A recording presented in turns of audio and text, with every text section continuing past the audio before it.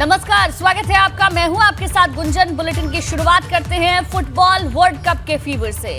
जी हां, football world cup final में जबरदस्त रोमांचक मुकाबले में अर्जेंटीना ने विश्व कप जीत लिया है। इसी के साथ मेसी का फुटबॉल वर्ल्ड कप जीतने का सपना भी पूरा हो चुका है। पेनाल्टी शूटआउट में अर्जेंटीना ने फ्रांस को 4-2 से हरा दिया। प्रधानमंत्री मोदी ने भी अर्जेंटीना को फुटबॉल वर्ल्ड कप में जीत की बधाई दी। प्रधानमंत्री मोदी ने ट्वीट कर लिखा कि अर्जेंटीना ने बेहतर खेल खेला।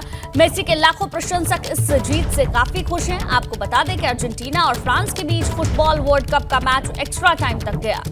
अर्जेंटीना ने पहले हाफ में 2 गोल किए, लेकिन दूसरे हाफ में किलियन एम्बाप्पे ने 2 मिनट में 2 गोल दागकर मैच 2-2 से बराबरी पर ला दिया। मैच जब एक्स्ट्रा टाइम में गया तो दोनों टीमों ने एक-एक गोल और कर दिया। इस पर दोनों टीमें 3-3 पर रहीं तो मैच पेनल्टी हो गया, जिसमें मेसी की टीम 4-2 से विजयी रही। किलियन एम्बाप्पे की टीम और मेसी की टीम का ये वर्ल्ड कप फाइनल लंबे समय तक याद रखा जाएगा। वहीं फीफा वर्ल्ड कप में अर्जेंटीना की जीत पर मेसी भी फैंस ने भारत में जमकर जश्न मनाया। देखिए, जो जश्न की तस्वीरें हैं वो भी हम आपको दिखा रहे हैं। फुटबॉल प्रेमी ने रात भर वर्ल्ड कप में अर्जेंटीना की जश्न पर जमकर झूमते हुए दिखाई दिए।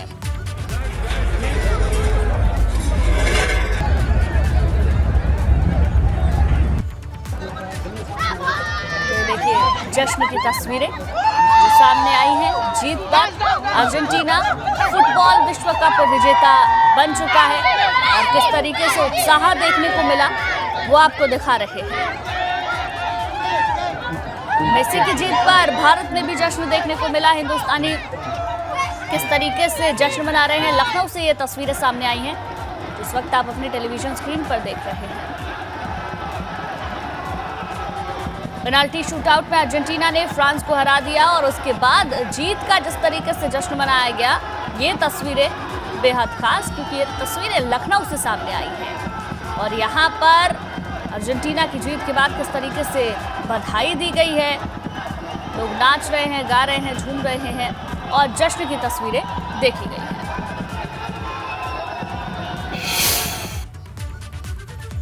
वहीं लखनऊ में सीएम योगी और देहरादून में सीएम पुष्कर सिंह धामी ने भी फीफा वर्ल्ड कप के फाइनल मैच का लुत्फ उठाया। सीएम योगी और सीएम धामी अर्जेंटीना और फ्रांस के बीच वर्ल्ड कप का फाइनल मैच देखते हुए दिखाई दिए।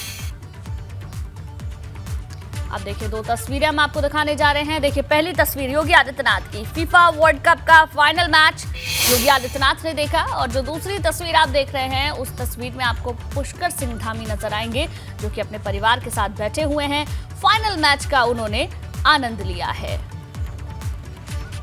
तो दोनों सीएम ने फीफा वर्ल्ड कप फाइनल को देखा है, मैच का लुत्फ उठाया है और उसकी ये 2 तस्वीरें हम आपको दिखा रहे हैं। और चलिए आप खबर कासगंज से, जहां पुल की रेलिंग तोड़कर खाई में बोलेरो गिर गई। 2 लोगों की मौके पर मौत हो गई, एक शख्स गंभीर रूप से घायल है। सूचना पाकर डीएमएसपी मौके पर पहुंचे।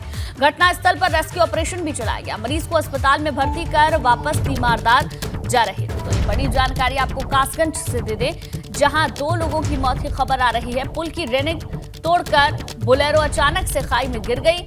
बड़ा हादसा, 2 लोगों की मौके पर मौत, एक शख्स गंभीर रूप से घायल। सूचना पाकर डीएमएसपी मौके पर पहुंचे हैं। घटनास्थल पर रेस्क्यू ऑपरेशन चलाया जा रहा है। मरीज को अस्पताल में भर्ती कराकर तीमारदार वापस जा रहे थे, इसी दौरान यह हादसा हुआ है।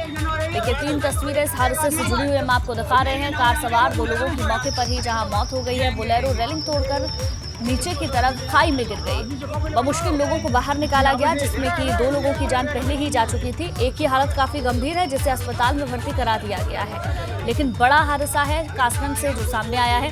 जब सूचना डीएम और एसपी को लगी तो वो भी मौके पर पहुंचे। रेस्क्यू ऑपरेशन घटनास्थल पर चलाया गया, लेकिन जब तक लोगों को निकाला जाता 2 लोगों की जान पहले ही जा चुकी थी। एक शख्स की हालत गंभीर है, जिसे अस्पताल में भर्ती करा दिया गया है। इलाज वहां उसका जारी है, लेकिन बड़ा हादसा हुआ है। आज काकोरी के शहीदों को श्रद्धांजलि देंगे योगी आदित्यनाथ। बलिदान दिवस पर काकोरी मुख्यमंत्री पहुंचेंगे। सुबह 10:30 बजे काकोरी में कार्यक्रम का आयोजन होना है। 2 दिन के गोरखपुर दौरे पर भी सीएम योगी रहेंगे। दिग्विजयनाथ पार्क में बलिदान दिवस पर भव्य कार्यक्रम होगा। देश के सबसे बड़े ड्रोन शो में शामिल होंगे सीएम।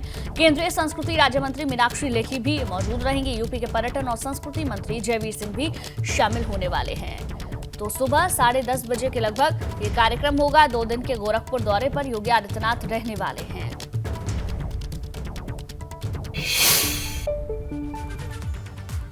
गोरखपुर में काकोरी के बलिदानों को याद कर आज देश का सबसे बड़ा ड्रोन शो होगा, जिसमें 750 ड्रोन जंग आजादी की गाथा को जीवंत करेंगे। शाम 5 बजे रामगढ़ ताल के सामने महंत दिग्विजय नाथ स्मृति पार्क में कार्यक्रम होगा। इस कार्यक्रम में मुख्यमंत्री योगी आदित्यनाथ के साथ ही केंद्रीय संस्कृति एवं विदेश राज्य मंत्री मीनाक्षी लेखी और प्रदेश के पर्यटन एवं संस्कृति मंत्री जयवीर सिंह मौजूद रहेंगे। काकोरी के नायकों की याद में प्रदेश सरकार 15 से 19 दिसंबर तक काकोरी बलिदान दिवस समारोह मना रही है। आज अमर सेनानी पंडित राम प्रसाद बिस्मिल का बलिदान दिवस है, जिसे आज मनाया जाएगा। क्रांतिकारियों को सलामी दी जाएगी और इस कार्यक्रम में योगी आदित्यनाथ भी मौजूद रहने वाले हैं। गोरखपुर में देश का सबसे बड़ा लेजर ड्रोन शो आज होने जा रहा है। और कानपुर देहात के दौरे पर अखिलेश यादव रहेंगे। कानपुर देहात में पुलिस कस्टडी में युवक की मौत पर सियासत तेज हो चुकी है। पुलिस कस्टडी में मारे गए बलवंत सिंह के परिजनों से अखिलेश यादव मुलाकात करेंगे। मामले में आरोपी पुलिसकर्मी भेजे जा चुके हैं जेल। मृतक के परिजनों ने अखिलेश को पत्र भी लिखा था। कानपुर जेल में बंद इरफान सोलंकी से भी अखिलेश यादव की मुलाकात आज होनी है। दोपहर करीब 2 बजे इरफान से मिलने के लिए अखिलेश यादव पहुंचेंगे। पहले 20 दिसंबर को इरफान से मिलने का कार्यक्रम था, लेकिन किसी वजह से उस वक्त मुलाकात नहीं हो पाई थी। लेकिन आज मुलाकात अखिलेश यादव की होगी। उनका जो कार्यक्रम है वो प्रस्तावित है, लेकिन पुलिस कस्टडी में युवक की जिस तरीके से कानपुर में मौत हुई, उस पर सियासत काफी तेज हो चुकी है। और बलवंत के परिवार वालों से आज अखिलेश यादव मुलाकात करने के लिए पहुंचेंगे। साथ ही साथ कानपुर जेल में बंद इरफान सोलंकी से भी मुलाकात अखिलेश यादव करेंगे। दोपहर 2 बजे के लगभग ये मुलाकात हो सकती है, ये जानकारी सामने आ रही है। तो अखिलेश यादव भी आज कानपुर और कानपुर देहात के दौरे पर रहने वाले हैं। इरफान सोलंकी से मुलाकात के साथ साथ जो मामला बहुत ज्यादा गरमाया, बलवंत के परिवार वालों से भी आज अखिलेश मुलाकात करेंगे। आज प्रयागराज के दौरे पर शिवपाल यादव रहने वाले हैं। पार्टी कार्यकर्ताओं से मुलाकात करेंगे। निकाय चुनाव को लेकर रणनीति तैयार करेंगे। सपा की देश बचाओ पैदल यात्रा भी आज प्रयागराज पहुंचेगी। अभिषेक यादव की अगुवाई में देश बचाओ यात्रा निकाली जा रही है। तो शिवपाल यादव के दौरे भी लगातार जारी है। शिवपाल यादव आज प्रयागराज के दौरे पर रहने वाले हैं। पार्टी कार्यकर्ताओं से मुलाकात करेंगे। सपा की देश बचाओ रैली भी निकाली जाएगी। निकाय चुनाव की तैयारियों में समाजवादी पार्टी इस वक्त जुटी हुई नजर आती है, क्योंकि एक तरफ लगातार अखिलेश यादव दौरे कर रहे हैं, दूसरी तरफ शिवपाल यादव भी एक्टिव मोड में नजर आ रहे हैं।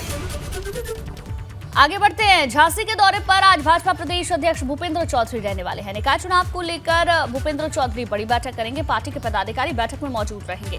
निकाय चुनाव की रणनीति पर भूपेंद्र चौधरी मंथन करेंगे। तो देखिए, एक तरफ समाजवादी पार्टी जो तैयारियों में जुटी हुई है, दूसरी तरफ भारतीय जनता पार्टी भी पीछे नहीं है। प्रबुद्ध जन सम्मेलन जो कि मुख्यमंत्री की ओर से लगातार किया गया, और उससे अलग अगर देखें तो भूपेंद्र चौधरी भी बैठकें कर रहे हैं, मंथन कर रहे हैं, और आज भी उनका दौरा प्रस्तावित है। निकाय चुनाव से जुड़ी बड़ी खबर आपको बता दें, आज हाईकोर्ट में जवाब दाखिल कर सकती है सरकार। हाईकोर्ट की लखनऊ बेंच में सरकार जवाब दाखिल कर सकती है। निकाय चुनाव की अधिसूचना जारी करने पर हाईकोर्ट ने रोक लगाई थी। 20 दिसंबर तक हाईकोर्ट ने रोक लगाई है। यूपी सरकार को जवाब दाखिल करने के लिए 3 दिन का वक्त दिया था, जिसके बाद आज हाईकोर्ट में सरकार अपना जवाब दाखिल कर सकती है। मामले पर सुनवाई 20 तारीख को होगी और उसके बाद संभवतः किसी भी वक्त तारीखों का ऐलान हो जाएगा। वहीं मुख्तार अंसारी से आज भी ईडी पूछताछ करेगी। मुख्तार से ईडी की पूछताछ का आज 6वां दिन है। मनी लॉन्ड्रिंग के मामले में मुख्तार से ईडी की पूछताछ जारी है। ईडी मुख्तार अंसारी से आज कई सवाल पूछेगी। इससे पहले भी पूछताछ की गई है, लेकिन ईडी की ओर से कहा गया कि बहुत ज्यादा सहयोग मुख्तार अंसारी नहीं कर रहा है पूछताछ में। 10 दिनों की कस्टडी रिमांड पर है मुख्तार अंसारी और आज पूछताछ का 6वां दिन है। पिछले 5 दिनों से भी लगातार पूछताछ हो रही है। परिवार वालों के बारे में जानकारी ली जा रही है और भी शिकंजा मुख्तार अंसारी पर कसा जा रहा है, क्योंकि कई संपत्तियां भी कुरकुई हैं। वहीं गाजीपुर सांसद अफजाल अंसारी ने मुख्तार अंसारी को लेकर निचली अदालत के फैसले को हाईकोर्ट में चुनौती देने की बात कही। उन्होंने कहा कि मुख्तार अंसारी बीते 18 वर्षों से जेल में हैं। ऐसे में बिना सजा हुए वे आजीवन कारावास की सजा काट चुके हैं। साथ ही उन्होंने कहा कि मुख्तार अंसारी के मामले को अनावश्यक प्रचारित किया गया और उनका राजनीतिकरण किया गया।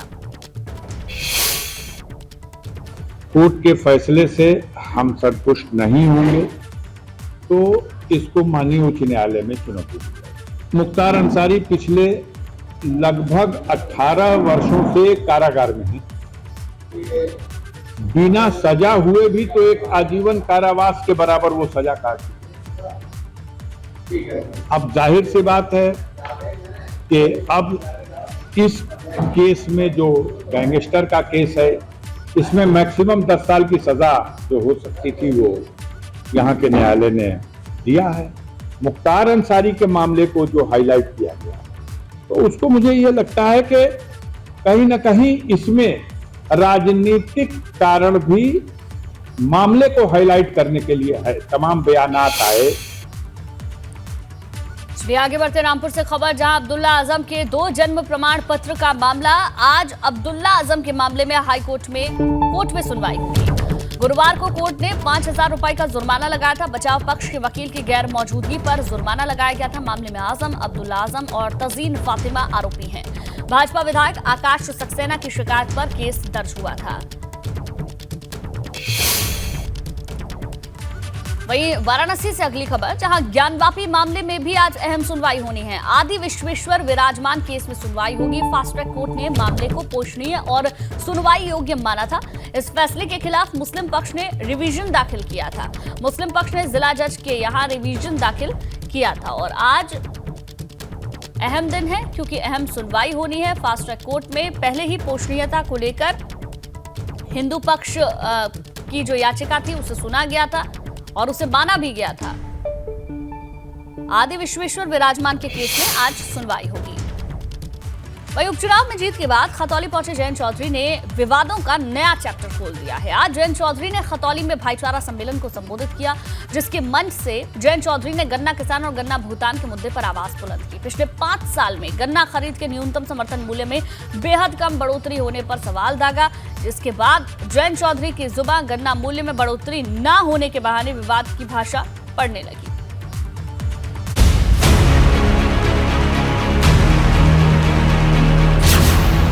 जयंत का खतौली प्रयोग 2024 में बनाएगा जीत के योग। तो डोर जाना पड़े जाऊंगा। हर तीसरे दिन में कार्यक्रम होंगे और हर दिन 10 से 15 गांव में बैठक होंगी, जहां आपको भी अपनी बात रखने का अवसर मिलेगा। खतौली से रालोद का गन्ना किसान संदेश।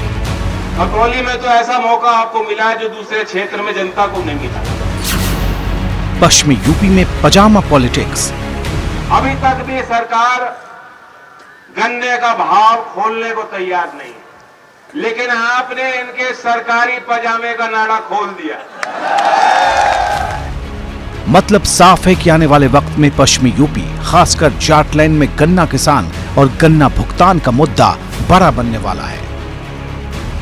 5 साल में 35 रुपए बढ़ाने वाली सरकार कतई भी गन्ने का अच्छा भाव किसानों को, आप 25 मान लो, अच्छा भाव बढ़ा के देना नहीं चाहती। इनकी मंशा साफ हो गई। दरअसल खतौली विधानसभा उपचुनाव में रालोद ने किसानों के मुद्दों को जोर शोर से उठाया था। गन्ना खरीद के लिए सरकार की ओर से निर्धारित न्यूनतम समर्थन मूल्य में 2017 के बाद से अब तक महज 35 रुपए के इजाफे को एजेंडा बनाया था और अब खतौली में जीत के बाद रालोद उसी दिशा में आगे बढ़ रही है। हर एक मोर्चे पर भाजपा सरकार के फेल होने की नई परिभाषाएं गढ़ रही है। क्योंकि निकाय चुनाव के बाद लोकसभा चुनाव होने हैं, ऐसे में खतौली पहुंचे जयंत चौधरी ने सीधे सीधे केंद्र की भाजपा सरकार को निशाने पर लिया। 9 दिसंबर को अरुणाचल प्रदेश के तवांग में चीनी घुसपैठ के मुद्दे पर कहा कि सरकार जवाब देने से भाग रही है। यही नहीं, जयंत चौधरी ने पीएम मोदी पर विवादित टिप्पणी तक कर डाली। आप देखिए कि चाइना के साथ चाइना का घुसपैठ बढ़ रहा है। सरकार कोई जवाब देने को तैयार नहीं। सोमवार का दिन सदन चालू था, कोई खलल नहीं थी, सामान्य चर्चा दोनों सदन में हो रही। मैं भी राज्यसभा में बैठा था, हम लोगों को जानकारी नहीं थी। उधर बीते 2 लोकसभा चुनाव के आंकड़ों पर नजर डालें तो 2014 और 2019 में रालोद किसी भी सीट पर जीत हासिल करने में कामयाब नहीं हुई। यहां तक कि 2017 विधानसभा चुनाव में रालोद को महज 1.78% वोट मिले थे। हालांकि इसी साल हुए विधानसभा चुनाव में रालोद की स्थिति बदली। विधानसभा चुनाव में रालोद को 3% वोट मिले और 8 विधायक जीतकर विधानसभा में पहुंचे। खतौली विधानसभा उपचुनाव के बाद रालोद के विधायकों की संख्या बढ़कर 9 हो गई है और अब रालोद लोकसभा चुनाव में भी सियासी तस्वीर बदलने की तैयारी में जुटी है। Bureau report, ABP Ganga. इतना ही नहीं, खतौली में आयोजित भाईचारा जिंदाबाद सम्मेलन के मंच से जयंत चौधरी ने फिल्म पठान को लेकर प्रधानमंत्री मोदी पर भी विवादित बयान दिया। मुझे रहजनों से गिला नहीं, तेरी रहबरी से सवाल है। तो मोदी जी अब ये कपड़ों की बात कर रहे हैं कि फलाने अभिनेता ने किस रंग के कपड़े पहने हैं। लानत है, ये दरवाजे पर चटकनी लगा के अकेले जब कमरे में होते कैसी तस्वीर देखते पता लग गया था इसको।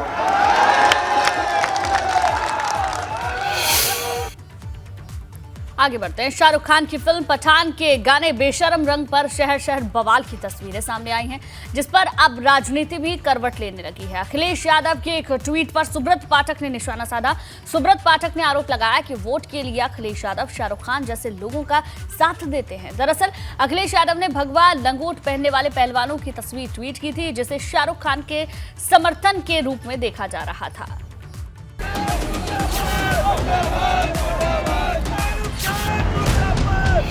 पठान के बेशर्म रंग पर सियासत लाल,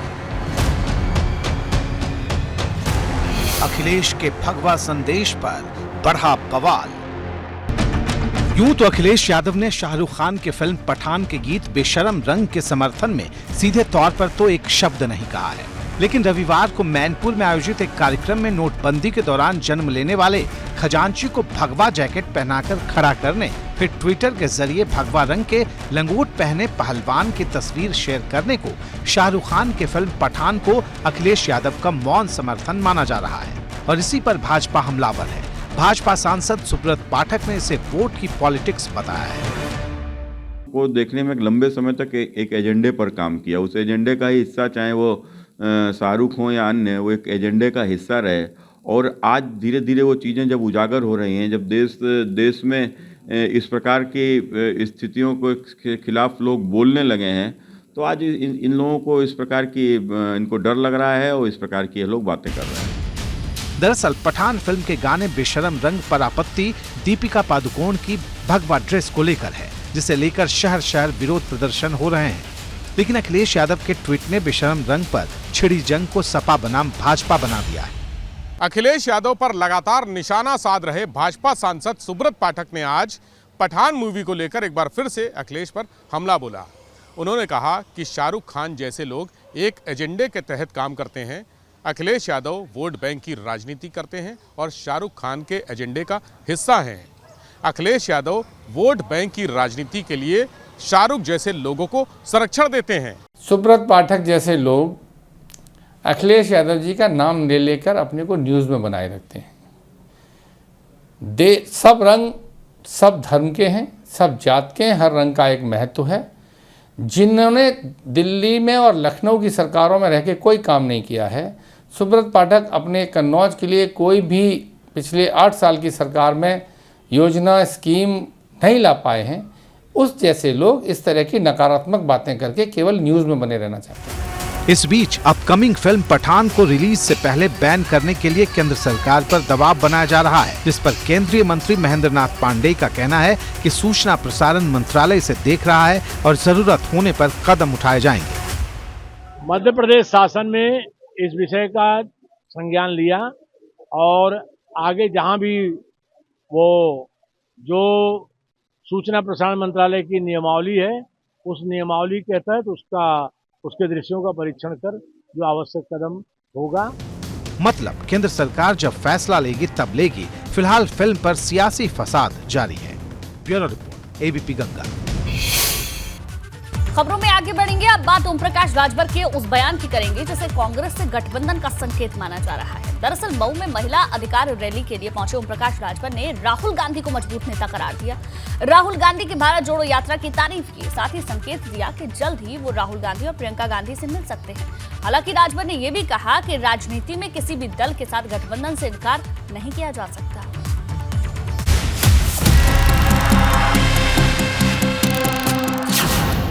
2024 से पहले राजभर बनाएंगे नया मोर्चा।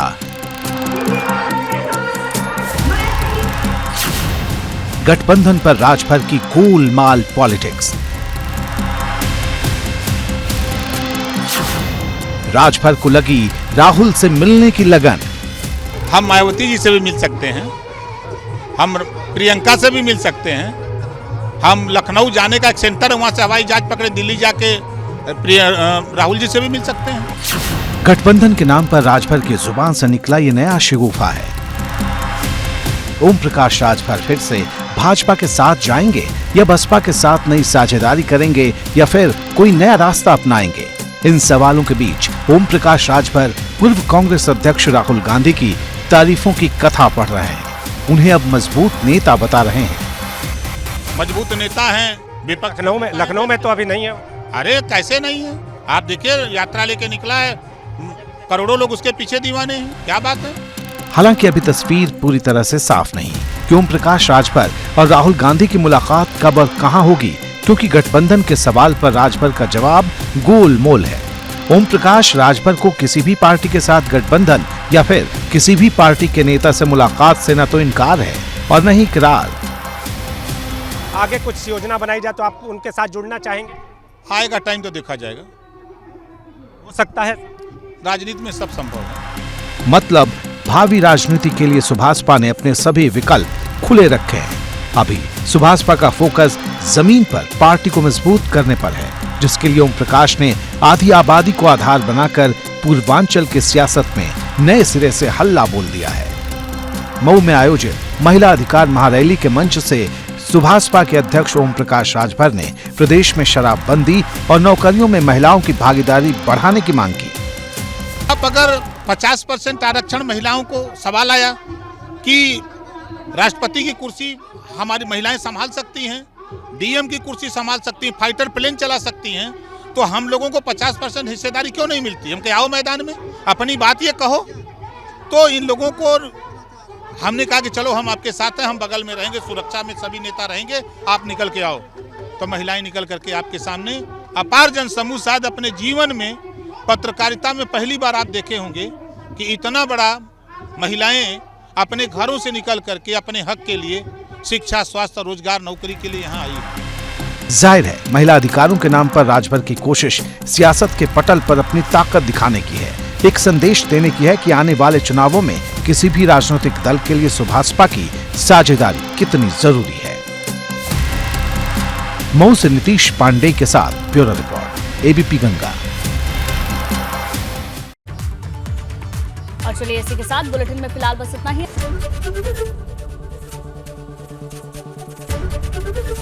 एबीपी गंगा, खबर आपकी, जुबान आपकी।